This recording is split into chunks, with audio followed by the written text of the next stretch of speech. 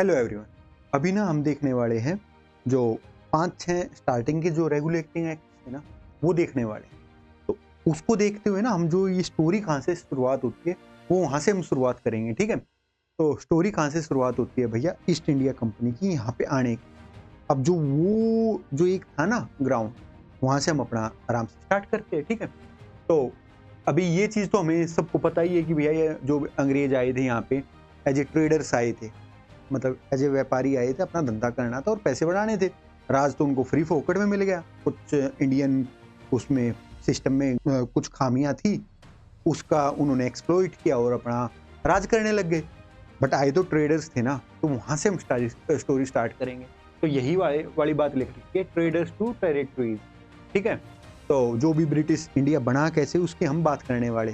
तो ठीक है, तो यहाँ पे जस्ट यही है कि भैया 1608 में एज ए ट्रेडर्स आए और फिर आगे की बात हुई, ठीक है। बट शुरुआत है यहाँ से भैया। सन 1600 में ना क्वीन एलिजाबेथ वन ने चार्टर दिया था ईस्ट इंडिया कंपनी को। एक कंपनी थी, उसको चार्टर दे दिया कि भैया तुम अपना काम करो। उस कंपनी का नाम क्या था? ईस्ट इंडिया कंपनी, ठीक है। चार्टर देने वाली क्वीन कौन थी? Queen Elizabeth one. कब दिया? 1600 में दिया। अब यहाँ पे 3 फैक्ट आते हैं, 1600, ईस्ट इंडिया कंपनी और queen Elizabeth one. East India company सबको याद रह जाता है, 1600 में हल्की फुल्का डाउट रह जाता है। बट जो ये ना क्वीन एलिजाबेथ वन, ये लगभग हर कोई भूल जाता है, ठीक है। क्वीन एलिजाबेथ वन थी, कौन था, टू थी, कौन था, इस टाइप की चीजें गड़बड़ होती है, ठीक है। तो ये हमें याद रखना है। यूपीएससी वगैरह में तो नहीं, पहले कभी पूछते थे 1990 1980 टाइप में, बट अब नहीं। बट एक चीज जरूर याद रखनी, मतलब जो स्टेट पीसीएस वगैरह ना, उसमें अभी भी पूछ लेते हैं, तो ये चीज हमें बिल्कुल याद रखनी पड़ेगी।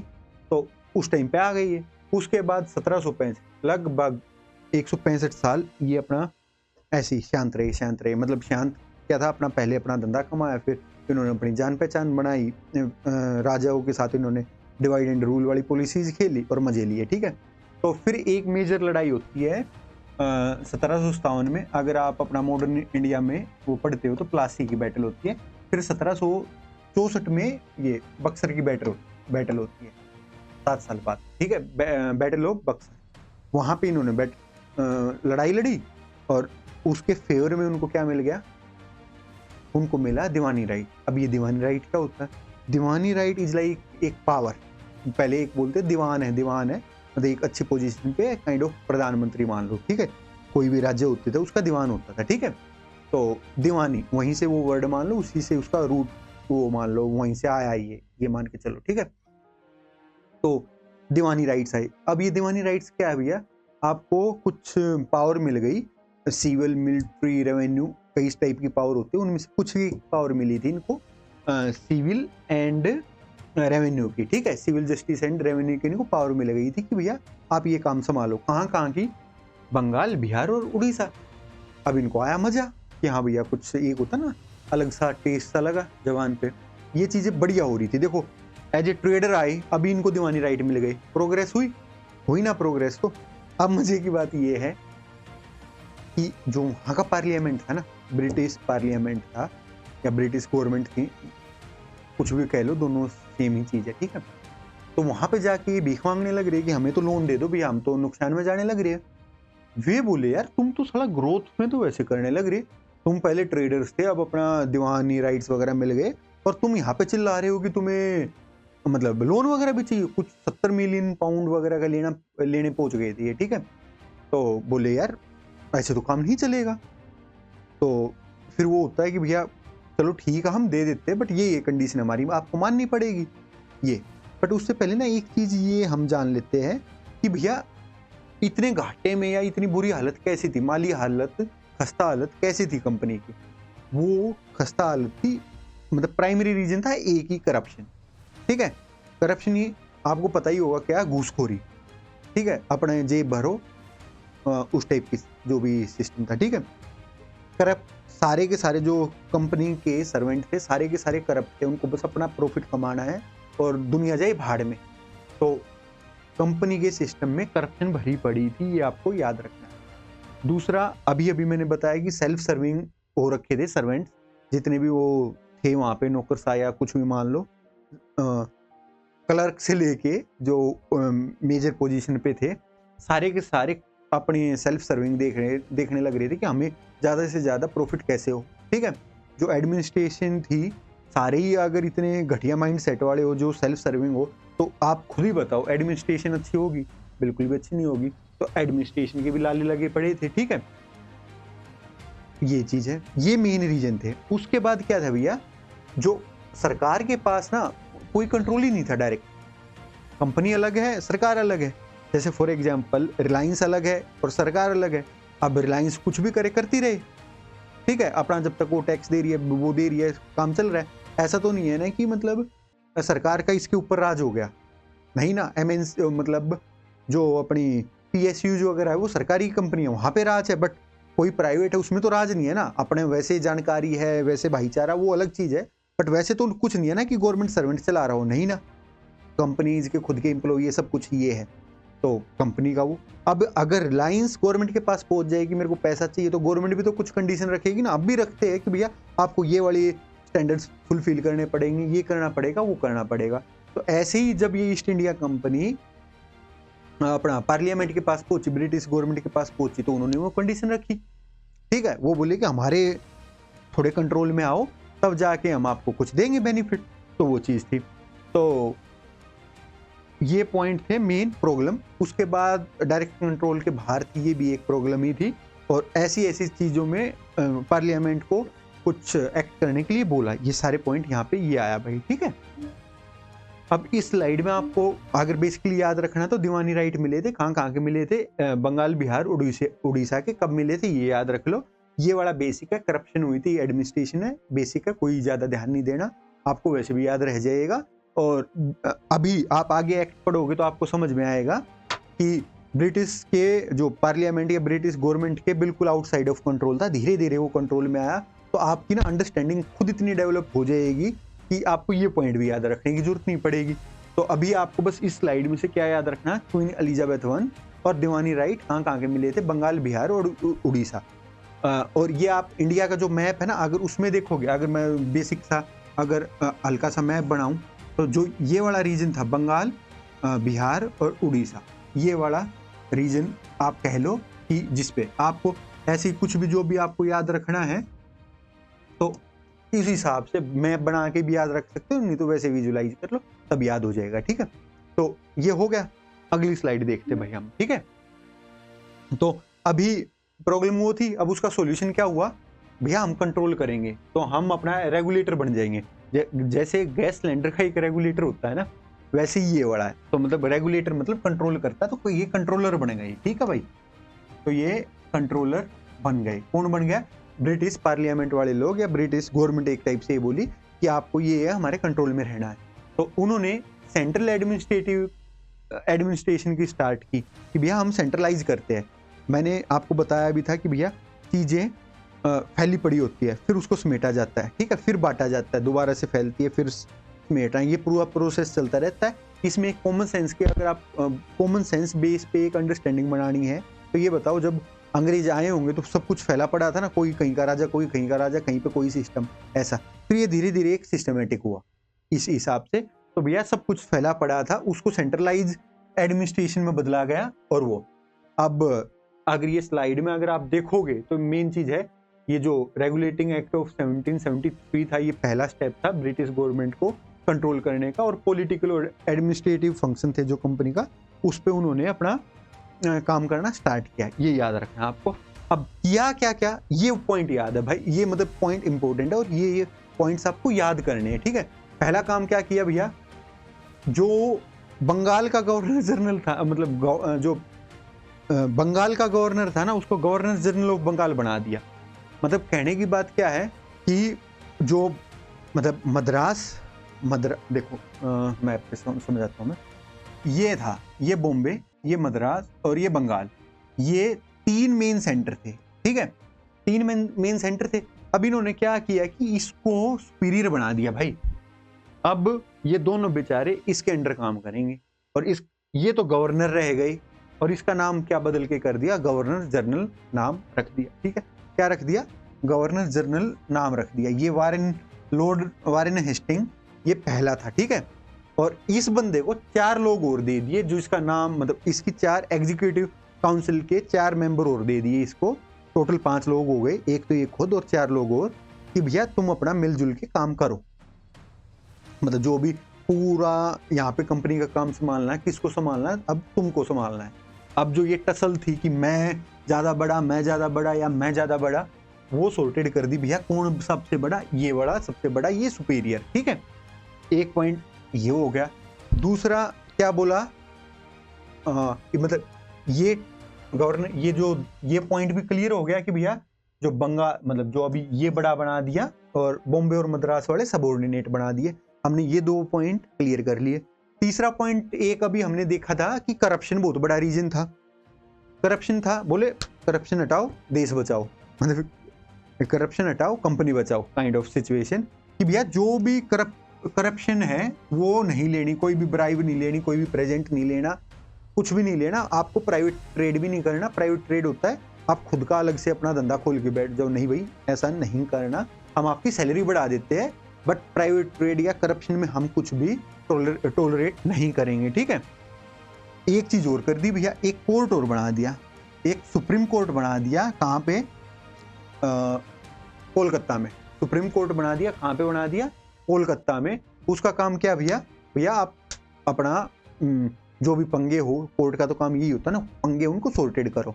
ठीक है, एक चीफ जस्टिस था और 3 अदर जस्टिस थे, ये आपको याद रखना है। मेन पॉइंट है, ये 2 पॉइंट तो समवट सेम है, कि एक ये बड़ा बना दिया, गवर्नर जनरल नाम रख दिया, वारेन हेस्टिंग पहला वो था बंदा जिसको गवर्नर जनरल ऑफ बंगाल बनाया गया, और वो फिर एक ये पॉइंट था कि प्राइवेट रेड्स वगैरह या ब्राइब वगैरह नहीं लेनी। फिर सुप्रीम कोर्ट 1774 में सुप्रीम कोर्ट बना दिया कोलकाता में, एक चीफ जस्टिस और 3 अदर जस्टिस। ठीक है, उसके बाद एक चीज और था कि भैया ये बोल दिया कि अब तक कंपनी जो भी कर रही थी करती रही, बट अभी आपको ना हमें रिपोर्ट देनी पड़ेगी। किस चीज की रिपोर्ट भाई, कोई भी रेवेन्यू हो, कोई भी सिविल फंक्शन हो या मिलिट्री अफेयर है, उसकी रिपोर्ट देनी पड़ेगी ब्रिटिश गवर्नमेंट को। किसको देनी पड़ेगी, जो अपनी ईस्ट इंडिया कंपनी है उसको रिपोर्ट देनी है ब्रिटिश गवर्नमेंट को, ब्रिटिश पार्लियामेंट को। ये वाला रेगुलेटिंग एक्ट में बातें बोल दी। तो आपको 2-3 चीज याद रखनी है, बात खत्म। जो ये पावरफुल बना दिया, दूसरा करप्शन वाला, कोई भी प्राइवेट ट्रेड नहीं करेगा, हम आपकी सैलरी बढ़ा देते हैं।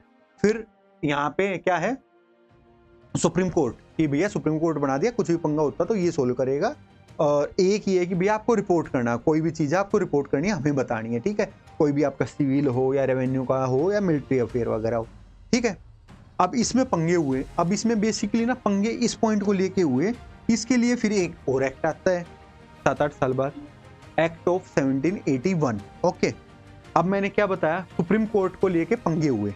सुप्रीम कोर्ट को लेके पंगे क्या हुए, जो इन्होंने बंगाल के गवर्नर जनरल ऑफ बंगाल की एक एग्जीक्यूटिव काउंसिल बनाई थी। कितने मेंबर थे, 4 मेंबर ये थे, एक ये था। अब इनमें ना मतलब ये जो गवर्नर जनरल की काउंसिल तो ये बोले कि हम महान, सुप्रीम कोर्ट बोले हम महान। ठीक है, तो बोले हटा सावन की घटा, हम क्लैरिटी रखते हैं इस पे। तो क्लैरिटी क्या रखी गई, जो ये काउंसिल है ना ये ज्यादा महान है, ये ज्यादा बड़ी है, सुप्रीम कोर्ट तो चुप रहे, अपना साइड में बैठ। उस टाइम के सुप्रीम कोर्ट को, ठीक है, कि तू अपना साइड में बैठ, साइड में बैठ। किसको बोला, सुप्रीम कोर्ट को बोला। महान कौन, ये अपनी जो एग्जीक्यूटिव काउंसिल थी उसको। ठीक है, तो अब मजे की बात देखो, महानता कैसे कैसे दी गई। जो भी गवर्नर जनरल की काउंसिल थी या कंपनी सर्वेंट थे ना, उसको बोले कि भैया जो भी ऑफिशियल एक्ट वो कर रहे हैं ना अपनी कैपेसिटी में, वो बाहर करो, मतलब उसको डील नहीं होना चाहिए। सुप्रीम कोर्ट की उसके ऊपर पावर ही नहीं। सुप्रीम कोर्ट मतलब इनका बाल विवाह का नहीं कर सकता, बेसिकली ये बात बोल दी। ठीक है, बन गए महान। फिर क्या बोला कि भैया जो भी रेवेन्यू मैटर है ना, रेवेन्यू मैटर जहां से भी पैसा पैसा पैसा आ रहा है, वो सुप्रीम कोर्ट का नहीं है, वो सुप्रीम कोर्ट का नहीं है। पहले बोले कि यार कंपनी के सर्वेंट तुम्हारे नहीं है, फिर बोले कि पैसा तुम्हारा नहीं है, मतलब रेवेन्यू जहां से आ रहा है। तो भाई ये क्या किया जाए। अभी मजे की बात और सुनो, जले पे नमक वाली बात। अब ये बोल रहे थे कि जो भी लोअर जो भी कोर्ट्स है ना, उसकी अपील कहाँ जानी चाहिए। अभी आज के प्रेजेंट सिस्टम में एक डिस्ट्रिक्ट कोर्ट है, उसकी अपील गई हाई कोर्ट में, हाई कोर्ट की अपील गई सुप्रीम कोर्ट में। बट ये पता है क्या बोले, नहीं नहीं नहीं नहीं, सुप्रीम कोर्ट में क्या करने जाएगी, हमारे पास आएगी। थोड़ी देर पहले मैंने बताया, इनको मान बता दिया था, सुप्रीम कोर्ट को बोला था कि हटा साउंड की, हटा तू साइड में बैठ, ठीक है। तो सुप्रीम अब क्या बोला कि भैया जो भी प्रोविंशियल कोर्ट्स है ना, जो भी लोअर कोर्ट है, जो स्टेट के कोर्ट है, उनकी कोई भी अपील है वो कौन लेगा, गवर्नर जनरल इन काउंसिल लेगी, ना कि सुप्रीम कोर्ट, ठीक है। अब एक और जले पे नमक देखो, अब मजे की बात, अब जो भी ये कोर्ट्स वगैरह है, प्रोविंशियल कोर्ट्स वगैरह है, अब इनके रूल कौन बनाएगा भाई, इनके रूल्स कौन बनाएगा, नीचे वाले कोर्ट्स के, भैया हम बनाएंगे। अभी बताया तो, सारी पावर इनको दे दी, सुप्रीम कोर्ट को तो बोला तुम बैठ साइड में, चुप चुप चुप बैठ साइड में, उस टाइप का ये बोला। अब मजे की बात, ये चारों चीजें क्या कर दी इन्होंने कंपनी के उसमें, एक अलग और की भाई इन्होंने, कि बोले भैया हिंदूज को हिंदूज के लॉ के अकॉर्डिंग आप ट्रीट करोगे, और मुसलमान को मुस्लिम्स के लॉज के अकॉर्डिंग ट्रीट करोगे, ये चीज। तो मतलब पूरे एक्ट का अगर आपको एक लाइन में अगर बात सुननी हो तो क्या है कि भैया सुप्रीम कोर्ट को बोला गया हटा सावन की घटा, हटा सावन की घटा, ठीक है। अब सावन आता है और सुप्रीम कोर्ट आता है, तो एस और एस उससे याद कर सकते हो, सुप्रीम कोर्ट को बोला चल भाग यहाँ से, या हटा सावन की घटा, ठीक है। ये चीजें सॉर्टेड हो गई भाई, ये एक्ट था। उसके बाद आया एक्ट ऑफ 1784, इसको ना पिट्स इंडिया एक्ट और बोलते हैं। ये पिट्स उस टाइम के पीएम थे, आई थिंक आज तक के सबसे छोटे उम्र के पीएम रहे हैं वहाँ पे, ठीक है। तो वो अपना लेके आए थे, उन्हीं के नाम पे ये नाम आ गया। इस एक्ट में कुछ ज़्यादा कुछ नहीं बोला गया, बस एक ही बात बोली गई कि जो कंपनी के फंक्शन है ना उनको बांट दिया गया। भैया कंपनी ये है, अब इसके कुछ काम तो एक चीज़ करेगी और कुछ चीज़ काम करेगी एक चीज़, ठीक है, ये मान के चलो। अभी फिलहाल कंपनीज के फंक्शन को बांट दिया, ठीक है। बांट दिया मतलब कोई भी कमर्शियल अफेयर्स है ना उसको कोर्ट ऑफ डायरेक्टर संभालेगा, commercial court of director, commercial court of director, C और सी, आप ऐसे याद करो, सी और सी। कोई भी कमर्शियल फंक्शन है उसको कौन संभालेगा, court of director. Court of director basically बात ये है, कोई भी कंपनी होती है ना उसके कोई ना कोई डायरेक्टर्स होते हैं, मतलब एक पूरा बोर्ड ऑफ डायरेक्टर होते हैं, वो लोग हैंडल करेंगे। उस टाइम पे इनको बोलते थे कोर्ट ऑफ डायरेक्टर्स। ये किसके लोग थे भैया, ईस्ट इंडिया कंपनी के लोग थे कोर्ट ऑफ डायरेक्टर। वो अपना जो भी काम करेंगे कमर्शियल अफेयर्स के ऊपर जो भी होगा उनकी ड्यूटी रहेगी, ठीक है। आपको इतना याद रखना है, court of director east India company के लोग हैं और क्या करेंगे, कमर्शियल मैटर्स को हैंडल करेंगे, ठीक। दूसरी चीज थे भैया board of control, board of control, board of control, B British government, B British government, B और बी, यहाँ पे सी और सी था, ठीक है। ऐसे ही याद करते भाई, लॉन्ग टर्म रह जाते हैं, अदरवाइज आगे पीछे चीजें हो जाती है। इस वजह से मैं आपको साथ में ट्रिक्स भी बताते जा रहा हूँ, ठीक है। Board of director British government, ये क्या करेंगे भैया, जो भी पॉलिटिकल अफेयर्स है, सिविल अफेयर है, मिलिट्री अफेयर है, रेवेन्यू ऑपरेशंस वगैरह है, वो सारे कौन हैंडल करेगा, बोर्ड ऑफ कंट्रोल, ठीक है। Board of director commercial, board of control क्या करेगा, कोई भी पॉलिटिकल अफेयर्स है, सिविल अफेयर है, मिलिट्री अफेयर्स है, रेवेन्यू ऑपरेशंस वगैरह सारे कौन हैंडल करेगा, बोर्ड ऑफ कंट्रोल। और ये मजे की बात क्या है, ये जो बोर्ड ऑफ कंट्रोल के आदमी है ना वो किसके है, वे ब्रिटिश गवर्नमेंट के आदमी है भाई, ब्रिटिश गवर्नमेंट के आदमी हैं, ठीक है। ये किसके आदमी थे, ईस्ट इंडिया कंपनी के खुद के आदमी थे। और ये किसके आदमी, ये सरकार के आदमी, ठीक है। तो अब नॉर्मल सी चीज, आप कॉमन सेंस लगाओ, सरकार के आदमी बड़े होंगे या कंपनी के आदमी बड़े होंगे, हाँ यू गॉट इट राइट, सरकार के। तो मतलब इनको बेचारों को इनको ही रिपोर्ट देनी पड़ती थी, इनके ही सुपरविजन में काम करना पड़ता था। आ गया, क्या याद रखना है, court of director east India company के खुद के लोग थे, कमर्शियल फंक्शंस को ये हैंडल करते थे। उसके अलावा जो भी बच गया उसको बोर्ड ऑफ कंट्रोल हैंडल करता था, political affairs, military affairs, civil affairs या रेवेन्यू वगैरह के जो भी ऑपरेशंस थे। ये किसके लोग थे, ये ब्रिटिश गवर्नमेंट के लोग थे। गवर्नमेंट पावरफुल, तो इसका मतलब ये वाले लोग उनको वो देते होंगे, रिपोर्ट देते होंगे, उनके सुपरविजन में काम करते होंगे, ठीक है। सिंपल लॉजिक हो रहा है सेट, ऐसे ही सेट करता है चलना है, ठीक है। अब मजे की बात सुनना भाई, पहली बार ऐसा हुआ था कि भैया जो कंपनी की जो भी टेरिटरीज थी ना, कंपनीज की कोई भी जो भी टेरिटरीज थी, उसको पहली बार इस एक्ट में बोला गया British possessions in India. Possessions मतलब चीज, ठीक है भाई, पोजेशन, कोर्ट बोलता ना पोजेशन दे दो इसको, वो वाला पोजीशन, या आप प्रॉपर्टी वगैरह खरीदते हो जब होता है कि पोजीशन, लेटर ऑफ पोजीशन वगैरह लेना पड़ता है हमें, वो वाली चीज। तो कहने की बात क्या थी कि पहली बार इस एक्ट में पोजीशन की बात की गई, ब्रिटिश पोजीशन ऑफ इंडिया। अब मजे की बात सुनो, यहाँ पे हमने क्या याद किया था, पोर्ट और मतलब सी और सी। यहाँ पे हमने क्या याद किया, बी और बी। यहाँ पे हमें क्या याद करना है, पी और पी। पिट्स इंडिया एक्ट में पहली बार पोजीशन बोला गया, पिट्स इंडिया एक्ट में पहली बार पोजीशन बोला गया, P and P, C and C, B and B, P and P. ठीक है भाई, ऐसे ही याद करना है भाई, ऐसे ही याद रहेगा। ठीक, अब मजे की बात क्या है, और यहां पे सोचो यार, पोजेशन ही बोल दिया, ब्रिटिश पोजेशन, तो एक टाइप से ब्रिटिश गवर्नमेंट है सुप्रीम कंट्रोल लेने लग रही है कंपनी के ऊपर। यहाँ पे भी ये लोग बैठा दिए, ब्रिटिश पोजेशन बोलने लग रहे हैं, तो भैया कंपनी को साइड में लगाते जा रहे। ये चीज आपको ध्यान देना है।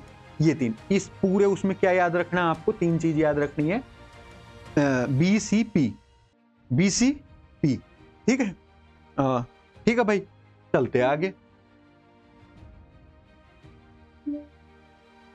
हाँ, अब 2 साल बाद ना इस बंदे की एंट्री होती है, मस्त मोला बंदा। मजे की बात बताता हूँ इसकी, जो ये कॉर्नवालिस था ना, ये अमेरिका में हार के आया था।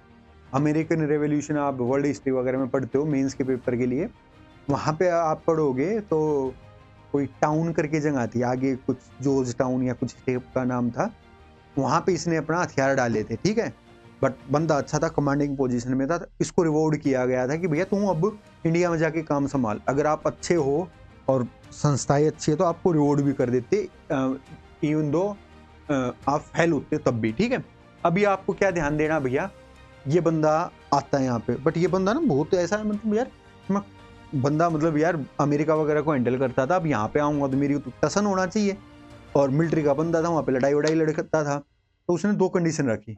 पहली चीज तो ये, जो मिलिट्री की कमांड होगी ना सारी मेरे हाथ में होगी, मिलिट्री की सारी कमांड मेरे हाथ में होगी। ठीक है, commander in chief, commander in chief मतलब मिलिट्री का सारा जो भी चीज होगी मेरे हाथ में होगी, और मतलब मेरे अलावा कोई इंटरफेयर नहीं करेगा। दूसरा एक चीज और बोला गया कि कोई भी जो, अब आपने अगर ध्यान दिया हो, बंगाल वाले में क्या था, एक तो अपना, हाँ, एक बंगाल में क्या था अपना, एक तो जीजी था मतलब गवर्नर जनरल, और 4 एग्जीक्यूटिव मेंबर थे। ठीक है, हाँ ठीक। अब क्या बोला कि ये बंदा बोला कि भैया ऐसे तो यार क्या पता यार, ये 4 लोग एक साइड हो जाए, 3 लोग एक साइड हो जाए, मेरी चले ही ना, ऐसे थोड़ी ना होगा। मेरे को तो मेरी चलानी है, किसी स्पेशल केस में, किसी ना किसी स्पेशल केस में मेरे को अपनी चलानी है, तो मेरे को पावर दी जाए कि जब एक आध चीज में तो मैं अपनी चला लूँ। ठीक है, तो वो गवर्नमेंट बोलती है हाँ ठीक है डन, हम आपको ये चीज देते सहूलियत, आप अपना मजे से काम करो। ठीक है, तो 1786 में ये जो कॉर्नवालिस था ये बंगाल में आता है और अपना काम संभालता है। ठीक है, और ओनली इसके लिए ये एक्ट, रेगुलेटिंग एक्ट ऑफ 1786 लेके आया गया। ठीक है भाई, हो गया, आगे बढ़ते हैं। बस इसका ये मान लो इतनी बड़ी पोजीशन मिल रही है अपनी टर्म्स एंड कंडीशन पे, तो ऐसा बनना भाई आप जिंदगी में। ठीक है, अब आता है रेगुलेटिंग एक्ट ऑफ 1793। 1793 अगर आप नोट करोगे ना, हर 10 साल में एक्ट आने लग रहा है, हर 10 साल में एक्ट आने लग रहा है, बड़े वाला। छोटे वाले कुछ अगर कमी रहने लग रही है तो उसको फुलफिल करने के लिए छोटे एक्ट आने लग रहे हैं, अदरवाइज बड़े 10 साल में आने लग रहे हैं, आगे 20 साल में आना स्टार्ट हो जाएंगे। ठीक है, अब पहली बार इसको बोला गया चार्टर एक्ट, चार्टर एक्ट, ये भी ध्यान रखना आपको। ठीक है, तो अब मजे की बात है, क्या क्या बोला गया अब इसमें ये ध्यान दो। जो अभी कॉर्नवालिस को पावर दी थी ना कि भैया मैं गवर्नर जनरल ऑफ बंगाल बनूंगा तो ओवर राइडिंग पावर होनी चाहिए मेरी, यही पावर आगे जितने भी फ्यूचर जो भी रहेंगे ना गवर्नर जनरल ऑफ बंगाल, उनको दे दी गई। मतलब कॉर्नवालिस की वजह से जो भी फ्यूचर सक्सेसर थे उनको वो पावर मिल गई। ठीक है, आसान है, कॉर्नवालिस तो को दी तो सामने वाले बोले हमें भी दो, ठीक है भैया ये वाली पावर रख लो, बट हम कमांडर इन चीफ आपको ऐसे नहीं बनाएंगे। कमांडर इन चीफ किसी वैसे तो अलग से इंसान होगा, बट एक आध स्पेशल कंडीशन में आप बन सकते हो, ये चीज बोल दिया। कमांडर इन चीफ पे क्या बोला गया कि commander in chief governor general का मेंबर नहीं होगा जब तक बोला ना जाए। ठीक है, ये कॉर्नवालिस तो खुद कमांडर इन चीफ था, तो यहाँ पे क्या बोला गया, नहीं नहीं भाई ऐसे नहीं, काउंसिल का मेंबर नहीं होगा, कोई अलग ही बंदा होगा, ठीक है। एक चीज दे दी, एक चीज हटा दी। एक चीज क्या दे दी कि भैया आप पे मतलब जो भी गवर्नर जनरल की ओवर राइडिंग पावर है वो आपको दे दी हमने, कि भैया कोई डिस्प्यूट का केस होता है और कुछ चीज होती है, बट कमांडर इन चीफ आपके काउंसिल का मेंबर वगैरह नहीं होगा, ठीक है। एक चीज दो, एक चीज ले लो, ऐसी नेगोशिएशन चलती है, ठीक है। और जो भी अब नॉर्मल सी चीज है, गवर्नर जनरल ऑफ बंगाल था अपना ये, ठीक है, इसकी इन बेचारे बॉम्बे और मद्रास वालों पे ज्यादा वो थी, अब इस पावर को और बढ़ा दिया भाई, ठीक है। ये मान लो इसको और ज्यादा स्ट्रॉन्ग कर दिया, और ज्यादा कंट्रोल कर दिया, और 20 साल ये बोल दिया कि भैया जो ईस्ट इंडिया कंपनी है ना, 20 साल और ऐसी, जैसे तुम्हारा तुम मौज लो, तुम यहाँ पे व्यापार करोगे, कोई और व्यापार नहीं करेगा, ठीक है। 20 साल तुम व्यापार करो, मतलब ये जो चार्टर दिया था ना 1600 में क्वीन एलिजाबेथ वन, याद करो तो ये बोला गया था कि तुम्हारे अलावा कोई व्यापार नहीं करेगा, कोई और दूसरी कंपनी वहां पे नहीं जाएगी। तो अब उस चीज का मजा ले रहे थे, और वही चार्टर है उसको 20 साल और बढ़ा दिया, ठीक है। ठीक, ये चीज हो गई। अब मजे की बात ये है, जो आपको बोर्ड ऑफ कंट्रोल याद है, BC BB CC PP, वो वाला बोर्ड ऑफ कंट्रोल के जितने भी मेंबर्स थे ना, उसको बोला गया कि भैया इंडियन रेवेन्यू से इनकी सैलरी दो भाई, इंडियन रेवेन्यू से इनकी सैलरी दो। अब उनके पार्लियामेंट या उनकी गवर्नमेंट के बंदे, उनकी सैलरी भी यहाँ से ही जा रही है, ठीक है। तो ये वाली चीज थी, ठीक है। इसको आगे चल के दादा भाई नौरोजी वगैरह ने ड्रेन ऑफ वेल्थ थ्योरीज वगैरह दी, और वो चीज सारे दी, ठीक है। ये चीज हो गया चार्टर एक्ट ऑफ 1793। अब बेसिकली हमने 1793 तक देख लिया है, ये यहाँ पे इसको समअप करते हैं। अभी आप इतना तो समझ पा ही रहे होंगे कि भैया सेंट्रलाइज पावर होती जा रही है, थोड़ा कंट्रोल आता जा रहा है, और चीजें एक जो गवर्नमेंट है वो अपने अंडर कंट्रोल में लेना चाह रही है। दो ही चीज हो रही है, एक तो सेंट्रलाइज हो रही है चीजें, दूसरा गवर्नमेंट अपने कंट्रोल के अंदर लेना चाह रही है। यहाँ तक आपको यही चीज याद रखनी है, रीडिंग कर लेना, स्लाइड्स देख लेना, ये पढ़ लेना, ये आपको ध्यान रखनी है, ठीक है। तो all the very best, enjoy the Joy.